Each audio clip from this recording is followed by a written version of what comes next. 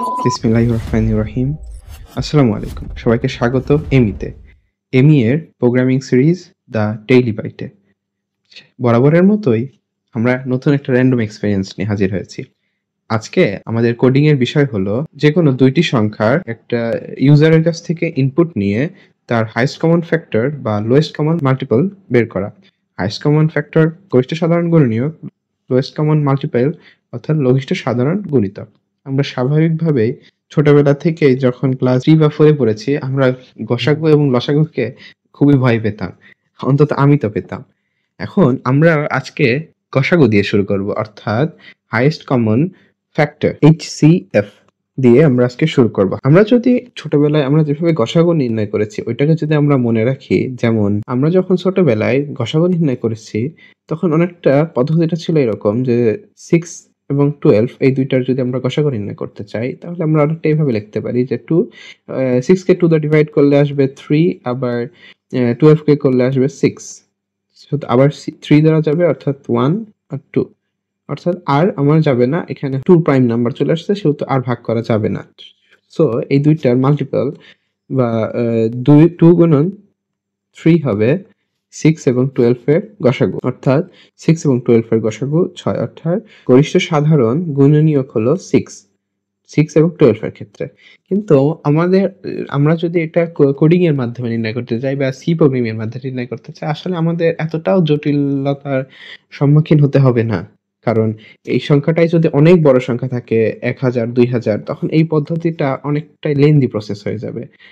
তাই আমরা যদি একটা জিনিস চিন্তা করে নেই যে কাজটা যদি এমন করি যে প্রথমে ইউজারের কাছ থেকে যে দুটো ইনপুট নেব, যেরকম 6 এবং 12, ইউজার আমাকে ইনপুট দিল। এখন এই ইনপুট দেওয়ার পর কম্পিউটার তো আসলে বুঝতে পারবে না যে বা ইউজারের তো বুঝতে পারবে না যে আগে ছোট সংখ্যা দিবে নাকি বড় সংখ্যা পরে বড় সংখ্যা দিবে। এখন প্রথমে এই দুইটার মধ্যে তুলনা করে ছোট সংখ্যাটাকে আমরা নির্ণয় করব। ছোট সংখ্যাটা 6 এবং 12 এর মধ্যে থেকে আসবে 6। এখন আমরা যদি i অন্য একটা ভ্যারিয়েবল ধরে নেই এবং i-টা 1 থেকে শুরু করে 6 পর্যন্ত করি এবং প্রত্যেকবার যদি 6 এবং 12 কে i দ্বারা ভাগ করি এবং ভাগশেষ যদি শূন্য আসে, তাহলে আমরা ওই হাইয়েস্ট কমন ফ্যাক্টরের মধ্যে মানটা স্থাপন করব। আমরা যদি ডিরেক্ট কোডের এখানে যাই, কোডটা দেখতে হবে অনেকটা এমন যে আমরা প্রথমেই দুইটা ভ্যারিয়েবল নির্ধারণ করেছি, যে দুইটা ভ্যারিয়েবলের মধ্যে আমাদের যে নাম্বারগুলা ইউজার এইখানে ইনপুট দিবে সেই দুইটা নাম্বার এখানে স্টোর হবে। এখন এই স্টোর হওয়া নাম্বার, এখন আমাদের আরো দুইটা ভ্যারিয়েবল লাগবে। ধরি আমি যে 6 এবং 12 এর কথা চিন্তা করছিলাম। এখন এই 6 এবং 12, এই 6 এখানে ইউজার হয়তো এখানে 12 ইনপুট দিল, এখানে 6 ইনপুট দিল। আসলে আমরা জানি না ইউজার কখন ছোট সংখ্যা বা কখন বড় সংখ্যা ইনপুট দিয়েছে। এখন যদি আমরা এখানে একটা টার্নারি অপারেটরের মাধ্যমে এই মিনি মধ্যে ছোট সংখ্যাটাকে স্টোর করে ফেলতে পারি। এখানে টার্নারি অপারেটর কি হচ্ছে, তুলনা করছে যে নাম 1 কি নাম 2 এর থেকে ছোট। যদি এটা ট্রু হয় তাহলে এই মিনির মধ্যে প্রথম ভ্যালুটা স্টোর করবে, অর্থাৎ নাম 1, অর্থাৎ 12 স্টোর করে ফেলতো। কিন্তু আসলে কি 12 ছোট? না, 12 ছোট না। তাহলে এইখানে এক্সপ্রেশনটা হবে মিথ্যা, ফলস হওয়ার কারণে সেকেন্ড যে ভ্যালুটা মানে কোলনের পরে যে ভ্যালুটা সেটা এখানে স্টোর হবে। ইউজার যদি প্রথমে 12 এবং পরে 6 দেয়, তাহলে যেহেতু 6টা 12 থেকে ছোট, তাই মিনির মধ্যে 6টা স্টোর হবে। মিনির ভ্যালু আসবে হচ্ছে 6। এখন আমরা এখানে একটা লুপ চালাবো। এখন এই লুপের কাজটা হলো আমার বিভিন্ন টেস্ট কেস তৈরি করবে। টেস্ট কেস বলতে আমি ধরে নেই ফার্স্ট আমার আই এর ভ্যালু এখানে আছে, আর তুলনা করবে যে এখানে আমার যে শর্তগুলো দেওয়া আছে আই এর ভ্যালুটা সর্বোচ্চ বৃদ্ধি পেতে পেতে 6 পর্যন্ত বৃদ্ধি পাবে, কারণ এটা হচ্ছে ইনিশিয়ালাইজ করা হয়েছে আই এর ভ্যালু, আর এটা এখানে কন্ডিশন, আর তারপরে ঠিক ইনক্রিমেন্ট অপারেটর ব্যবহার করা হয়েছে। এবং এই কন্ডিশনের মধ্যে বলা হয়েছে আই এর ভ্যালু 1 থেকে শুরু করে সর্বোচ্চ মিনি, অর্থাৎ যে এখানে যে 6 পেয়েছিল বা ইউজারের ইনপুট অনুসারে সেটা ভিন্ন হতে পারে, সর্বোচ্চ সেই সংখ্যা পর্যন্ত যাবে। ফার্স্ট কেস, এটা যদি আমরা ফার্স্ট কেস তুলনা চিন্তা করি, ফার্স্ট কেস করি তাহলে আমাদের বেশ কয়েকটা বিষয় ঘটবে। যেমন প্রথম কন্ডিশন যে নাম 1 মডুলাস আই, নাম 2 মডুলাস আই, আর তারপরেই ঠিক আসবে HCF। এখন এই HCF-টার ভ্যালু আমরা প্রথমেই 1 ইনিশিয়ালাইজ করে রেখে দেই। HCF এর প্রাইমারি ভ্যালুটা 1 হবে, কারণ আমরা জানি যদি দুইটি সংখ্যা, যেমন যেটা হতে পারে 3 এবং 4, এই 3, 4 যদি সংখ্যার গসাগু নির্ণয় করতে চাই, আমরা তো সেভাবে করতে পারবো না, কারণ কি এদের সাধারণ কোনো গুণনীয়ক নেই। তাহলে অবশ্যই কোনো দুইটি সংখ্যার সাধারণ গুণনীয়ক থাকুক বা না থাকুক, অবশ্যই 1 দুইটারই গুণনীয়ক। তাই সব ক্ষেত্রেই এই 1 থাকবেই, যদি অন্য কোনো গুণনীয়ক নাও থাকে 1 থাকবেই, সেহেতু আমরা ইনিশিয়ালাইজ করেছি 1 দ্বারা।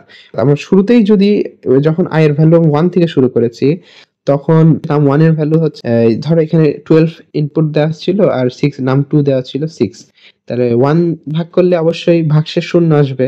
আবার 6 কেও যদি আবার 1 দিয়ে ভাগ করা হয় তাহলে ভাগশেষ শূন্য আসবে। তখন তার মানে কি HCF এর মধ্যে 1 স্টোর হবে, যা ইতিমধ্যে স্টোর হয়েছিল। এবার সেকেন্ড কেসে যাবে। সেকেন্ড কেসে যখন i এর ভ্যালু 1 ইনক্রিমেন্ট হয়ে 2 হবে। এখন 12 কে যদি 2 দ্বারা ভাগ করে, এক্ষেত্রেও ভাগশেষ শূন্য আসবে। আবার 6 কেও যদি 2 দ্বারা ভাগ করা হয়, তাহলেও ভাগশেষ শূন্য আসবে। তার মানে এবার হাইস্ট কমন ফ্যাক্টরের মধ্যে ভ্যালুটা স্টোর হবে 2, কারণ আমরা i এর ভ্যালুই প্রত্যেকবার HCF এর মধ্যে স্টোর করতেছি। এরপরে থার্ড কেস যখন 3 আসবে, তখনও 12 কেও ভাগ করলে ভাগশেষ শূন্য আসে, 6 কেও ভাগ করলে ভাগফল আসে 2, অর্থাৎ ভাগশেষ শূন্য। তার মানে এবার 3 স্টোর হবে। এরপরে 4 আসবে, 4 কে ভাগ করা যায়, ভাগশেষ আসবে ভাগশেষ আসবে শূন্য, কারণ 12 কে 4 দ্বারা ভাগ করলে ভাগফল আসে 3, অর্থাৎ ভাগশেষ শূন্য। কিন্তু 6 কে যদি আমি ভাগ করি 4 দ্বারা, ভাগফল আসবে 1 এবং ভাগশেষ আসবে বা রিমাইন্ডার থাকবে, সেটা থাকবে 2। তার মানে এইখানে যে কন্ডিশনটা চেক করতেছে, যে দেখো যে প্রথম এইখানে যে লজিক্যাল অপারেটরটা ব্যবহার করা হয়েছে এন্ড, যখন দুইটা শর্তই পূরণ করবে ঠিক তখনই HCF এর মধ্যে i এর ভ্যালুটা স্টোর করবে। এখন প্রথম ক্ষেত্রে এক্ষেত্রে শর্ত পূরণ করলেও দ্বিতীয় ক্ষেত্রে পূরণ করতে পারছে না, অর্থাৎ ভাগশেষ আসছে 2, অর্থাৎ এইখানের ভ্যালু আনচেঞ্জ থাকবে। এই স্টেজে এসেও HCF এর মধ্যে 3 স্টোর হবে। ঠিক এর পরের ধাপে 5 এর ক্ষেত্রে 5 না 12 কে ভাগ করলে ভাগশেষ শূন্য আসে, না 6 কে ভাগ করলে শূন্য আসে, অর্থাৎ কোনোটাই শূন্য আসে না, অর্থাৎ এখানেও 3 স্টোর থাকবে। এবার ঠিক এরপরে 6 আসবে, যা আমাদের কাঙ্ক্ষিত মান। 12 কে ভাগ করলে ভাগশেষ শূন্য আসে এবং 6 কে ভাগ করলেও ভাগশেষ শূন্য আসে, অর্থাৎ ভ্যালুটা 6 স্টোর হয়ে যাবে HCF এর মধ্যে। অর্থাৎ সর্বোচ্চ লাস্ট ইটারেশনে বা লাস্ট লুপে HCF এর ভ্যালু আসবে 6। এখন আমরা যদি দেখি, ঠিক এরপর আরেকবার লুপ ঘোরার চেষ্টা করবে, কিন্তু ঘুরে যখন i এর ভ্যালু 7 হবে, মানে যখন HCF এর মধ্যে i এর ভ্যালু স্টোর করার পর, যখন একবার স্টোর হওয়ার, যেহেতু পোস্ট ইনক্রিমেন্ট আছে, সেহেতু স্টোর করার পর i এর ভ্যালু হয়ে যাবে 7। এই 7টা নিয়ে আবার লুপ ঘোরানোর চেষ্টা করবে, কিন্তু এই কন্ডিশন আনস্যাটিসফাইড হবে। এই কারণ কি i এর ভ্যালু মিনিট থেকে ছোট বা সমান হবে, এবং মিনি এর ভ্যালু আমরা 6 নির্ধারণ করেছিলাম। তাই হবে আমাদের লুপটা এখানেই শেষ হয়ে যাবে এবং HCF এর মধ্যে 6টা স্টোর হবে এবং সর্বশেষে এসে আমাদের যা রেজাল্ট, কাঙ্ক্ষিত রেজাল্ট, সেটা প্রিন্ট করবে। এখন এ পর্যন্ত শিখলাম তো আমাদের HCF এর, অর্থাৎ হাইয়েস্ট কমন ফ্যাক্টর বা গরিষ্ঠ সাধারণ গুণনীয়কেরটা। কিন্তু এখন কি তাহলে আমাদের লোয়েস্ট কমন মাল্টিপলের অর্থাৎ LCM এর ক্ষেত্রেও নতুন করে কোড শিখতে হবে? না, একদমই সহজ। আমরা একটি কোড শিখেই যে অন্যটি করে ফেলতে পারবো। যদি আমরা লসাগুটা শিখি, গসাগুটা যেতে পারবো, এবং গসাগুটা শিখলে লসাগুটা যেতে পারবো। যে একটা বৈশিষ্ট্য যদি আমরা খেয়াল রাখি, যেমন আমরা এখানে 6 এবং 12 এর গসাগু নির্ণয় করলাম, যা এসেছিল আমাদের 6। এই দুইটা গসাগু এসেছিল আমাদের 6। এখন গসাগুর একটা গাণিতিক বৈশিষ্ট্য আছে যে সংখ্যা দুটির গুণফল সমান সংখ্যা দুটির লসাগু ইনটু সংখ্যা দুটির গসাগু। এখন 6 আর 12 যদি আমরা গুণ করি, আমাদের উত্তর আসবে, গুণফলের উত্তর আসবে 72। এবং এই সংখ্যা দুটির লসাগু, আমরা লসাগুই বের করব, তার গসাগুটা আমরা জানি যে 6। তার মানে 6, এখন এই 6 কে যদি 72 দ্বারা ভাগ করি, তার মানে লসাগু আসবে আমার 12। এটা যে কোনো দুটি সংখ্যার জন্য প্রযোজ্য। অর্থাৎ আমরা যদি একটা লসাগু বের করি তাহলে আমরা গসাগু নির্ণয় করতে পারবো, এবং যদি গসাগু বের করি সেক্ষেত্রে আমরা লসাগু নির্ণয় করতে পারবো। যদি আমরা লসাগু নির্ণয় করতে চাই এই গসাগু নির্ণয়ের কোডের মাধ্যমে, তাহলে আমাদের যে কাজটা করতে হবে, আমাদের আরেকটা এখানে ভ্যারিয়েবল ঠিক এইখানে আমাদের কোডটা শেষ না করে দিয়ে আমাদের এখানে আমরা একটা জিনিস লিখতে পারি যে আমরা আরেকটা ভ্যারিয়েবল হয়তো এখানে আমরা ডিফাইন করতে পারি যে in lowest common factor equals to, আমরা আপাতত সেটাকে হচ্ছে 1 রাখতে পারি। এখন যেটা আমরা করতে পারি যে শুরুতেই যদি আমরা ডিফাইন করি বা আলাদা করেও এটাকে আমরা ডিফাইন করতে পারবো, সেটা আমাদের সমস্যা হবে না। এক্ষেত্রে আমরা এলসিএফ এর মধ্যে ভ্যালুটা কিভাবে পাবো? এলসিএফ এর ভ্যালুটা আসবে আমাদের এমন যে নাম 1 ইনটু নাম 2 ডিভাইড বাই HCF। এখন এই এলসিএফ এর মধ্যে ওই দুইটি সংখ্যার লসাগু স্টোর হয়ে আছে। তাহলে আমরা কি করব? শুধু প্রিন্ট করে দেব যে printf the LCF of the numbers is %d দিয়ে আমরা LCF স্টোর দিয়ে আমরা প্রিন্ট করে ফেলবো, দিয়ে আমরা কোডটা শেষ করে দেব। রিটার্ন 0 দিতে পারি। আবার আমরা এখানে যে মেইনটা দিয়েছি, এই মেইনটা দিলে হবে কি, আমরা একই কোডের মধ্যে বারবার যতক্ষণ ইচ্ছা ততক্ষণ ভ্যালু ইনপুট করতে পারবো। আর যদি আমরা এখানে রিটার্ন 0 দেই তাহলে মাত্র একবার ইনপুট করার পর আমাদের কোডটা ক্লোজ হয়ে যাবে। তাই আমরা যদি বারবার ইনপুট দিতে চাই একটা ভ্যালু, তখন আমরা মেইন ইনপুট দেব। এখন যদি আমরা সরাসরি কোডের মাধ্যমে সেটা বিষয়টা দেখতে চাই, এখন যদি আমরা কোডটা রান করি তাহলে আমরা দেখতে পাবো এক্ষেত্রে আমার ইউজারের কাছ থেকে দুইটি নাম্বার ইনপুট নিবে। সেটা হতে পারে 100 বা 1000, এবং সেটা হতে পারে 750।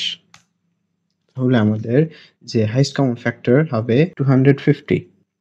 এবং এই ক্ষেত্রে আমরা যদি এই লোয়েস্ট কমন মাল্টিপলটা এই কোডের মধ্যে ইনক্লুড করতে চাই, তাহলে আমাদের এখানে আরো একটা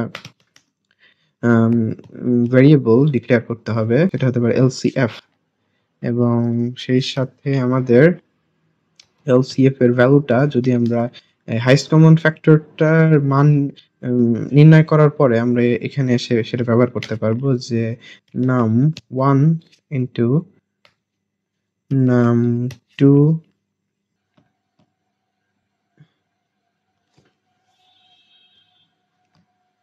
এখান থেকে আবার আমাদের দুইটি নাম্বার ইনপুট যাবে 100 অন্য কিছুতেই আমরা 45 আর 36। এক্ষেত্রে আমাদের হাইস্ট কমন ফ্যাক্টর হবে 9 এবং লোয়েস্ট কমন মাল্টিপল হবে 180। সো আশা করি আপনারা বুঝতে পেরেছেন। ধন্যবাদ।